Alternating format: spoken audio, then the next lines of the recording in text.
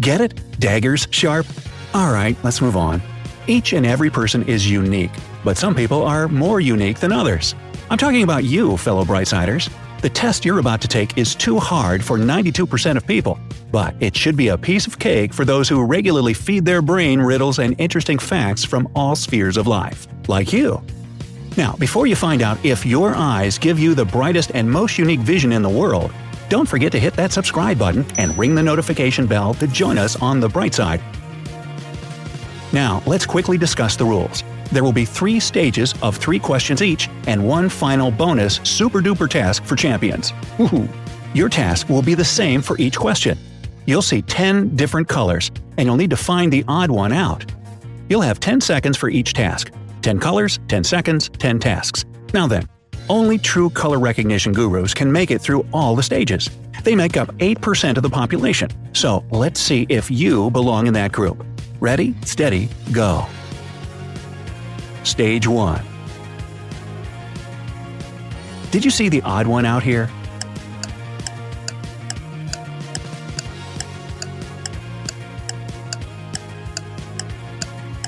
I knew you would find it. Next, please. Okay, that's pretty obvious.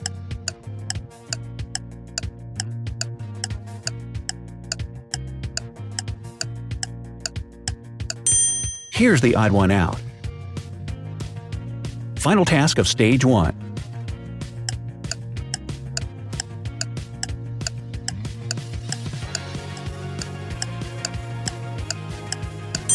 And done! I got them all.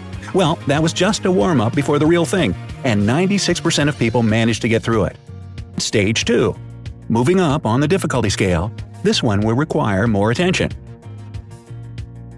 Okay, that looks vaguely different. Or is it the other one?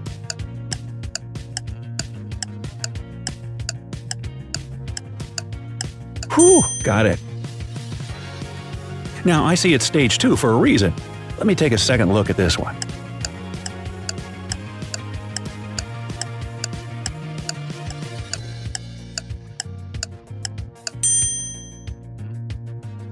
Wow, things are getting real. I hope it's the one I picked.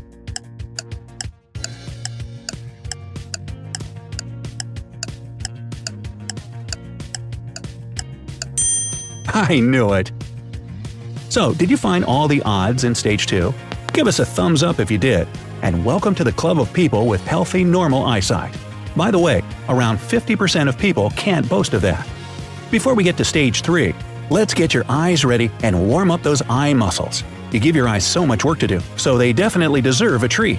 How about some push-ups with your eyes? Nah. Remember some basic geometry, and try drawing figures with your eyes. Let's start with a triangle. That was a beautiful one. Now let's draw a bigger one. That looks good enough. And let's finish the exercise with a circle. You can go back to this exercise and experiment with figures whenever you feel your eyes becoming strained. Are you ready for the real challenge? Because here it comes. Stage 3.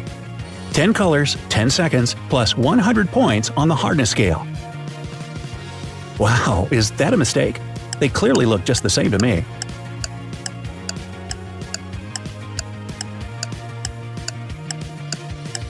Oh, I see. This is really subtle.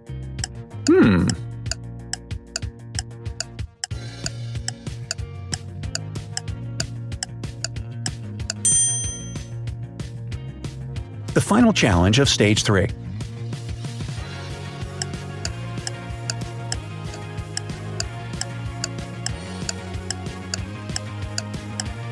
Wow, that difference is almost impossible to notice. Congrats, you're done with Stage 3. If you got them all, it means you belong to the lucky 30% of the population who got the same result. Now it's time for the super-duper extra task I promised. This time, you'll only have to choose from 4 colors. Don't get too excited. It doesn't make the task any easier. Ready, steady, go. Maybe my computer screen is a bit dusty or blurry. Those shades of green are just identical. I'll give you 10 seconds to point out the difference to me. 5, 4, 3, 2, 1, and done. This should have been your answer. Did you get it? Well, in that case, you can proudly call yourself a superhuman because you clearly have the superpower of recognizing more colors than 92% of people out there. And now that you know this, it's high time you learn some cool color recognition facts. Here comes the bonus. Most people in the world are trichromats. That fancy word means three. See where the trich part comes from? 3 types of cone cells help them see and recognize colors. Each of those types is responsible for distinguishing between 100 shades. Skipping the math part, who loves math after all? I can tell you that this means the average human can see 1 million different colors. Colorblind people are limited to 10,000 shades with 2 cone cell types. The same is true for mammals like dogs and monkeys, for example. UK neuroscientists recently discovered a woman who's a tetrachromat and can distinguish a fantastic 99 million colors. Isn't that cool? All this is possible thanks to an extra type of cone cells in her eyes. While seeing 99 million colors sounds pretty amazing, even 1 million is enough to enjoy the world around us in all its glory. And if you ask anyone to name the most basic and common colors, they'll most likely go with green, red, white, black, and blue. However, according to philologists, humans didn't recognize the color blue until modern times. Why would language experts know that? Well, it's because literature is a wonderful way to record everything that's going on in the world. And there was not a single mention of blue in the iconic Odyssey. Homer used white dark to describe the color of the ocean, but never blue. William Gladstone, a famous scholar who became Prime Minister of Great Britain in 1868, was the first to have given this topic some serious consideration. Philologist Lazarus Geiger, no, not the Geiger counter guy, went on with the topic a few years later and concluded that the word blue wasn't mentioned in ancient Icelandic, Hindu, Chinese, Arabic, or Hebrew texts either. This might have something to do with the fact that the only vibrant blue thing in nature is the sky. The Egyptians were the first to use the word blue when they produced blue dyes and identified them as such. So, does the fact that blue wasn't mentioned in old writings mean that people of those times couldn't see blue? Is there a direct connection between these two things? Is this when jazz groups started playing the blues? Oops, just kidding again. Back in 2006, Jules Davidoff, a psychologist from Goldsmiths, University of London, studied the topic and worked with the Himba tribe from Namibia. The Himba don't have a word for blue. The research team asked tribe members to look at 12 squares. 11 of them were green, and 1 was obviously blue. Participants of the experiment failed to find the odd one out. Some of them tried to single out the square that was not like the others, but they failed. The Himba, in turn, have many more ways to express the concept of green than we know of, and can distinguish between shades we would see as the same.